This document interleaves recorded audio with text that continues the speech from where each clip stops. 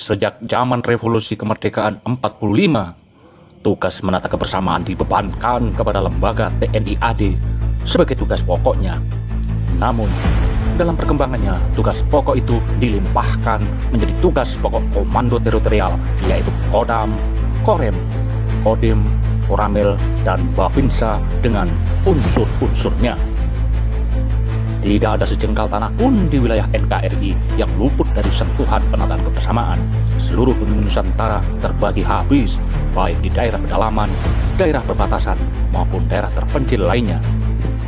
Sekarang, komando teritorial sejalan dengan adanya reformasi, sehingga satuan teritorial tidak lagi diberikan tugas menata kebersamaan.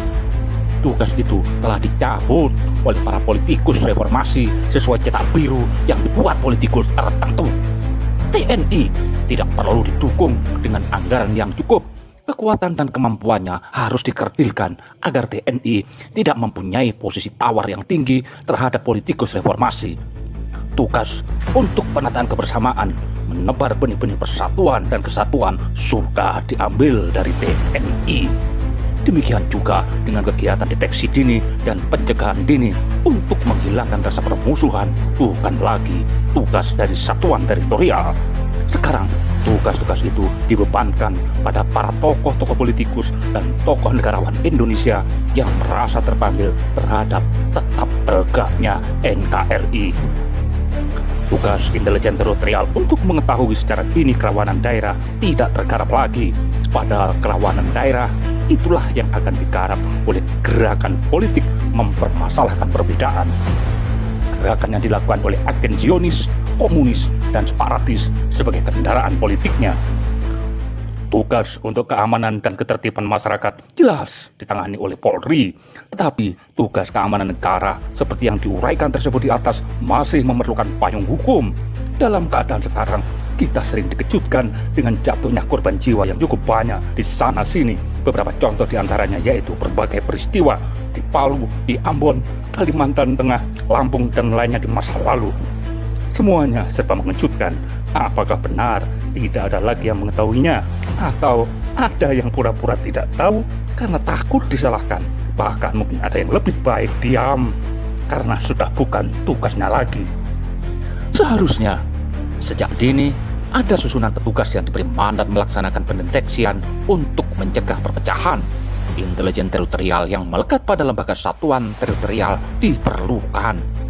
Target operasi intelijen teritorial adalah mencari dan menemukan kerawanan secara dini dari semua aspek kehidupan dan penghidupan ideologi, politik, ekonomi, sosial, budaya, dan agama.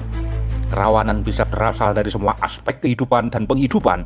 Hal itulah yang akan dituju oleh gerakan politik yang mempermasalahkan perbedaan. Gerakan politik sudah barang tentu akan berusaha untuk menciptakan kondisi menuju situasi yang progresif revolusioner.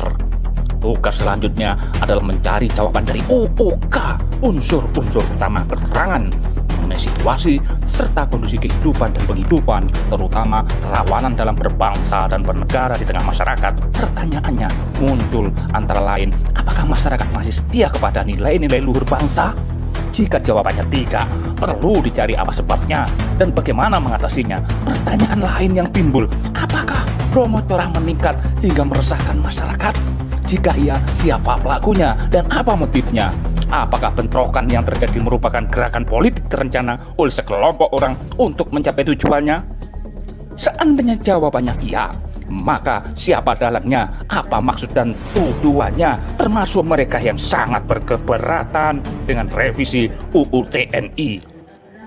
Dengan menemukan tingkat-tingkat kerawanan secara dini inilah pemerintah kemudian mencari solusi cara bertindak yang terbaik untuk menata kebersamaan dalam rangka tindakan preventif mencegah sebelum peristiwa terjadi. Tolak ukur keberhasilan dari menata kebersamaan adalah terciptanya situasi harmonis dan penuh toleransi dalam situasi serta kondisi yang aman, tentram, tertib, dan damai. Tumbuh suburnya jiwa dan semangat nasionalisme dan patriotisme serta terwujudnya landasan perilaku hidup bermasyarakat yang bersatu padu, serasi, selaras, dan seimbang lahir batin. Apakah situasi dan kondisi sekarang ini sudah seperti yang digambarkan di atas?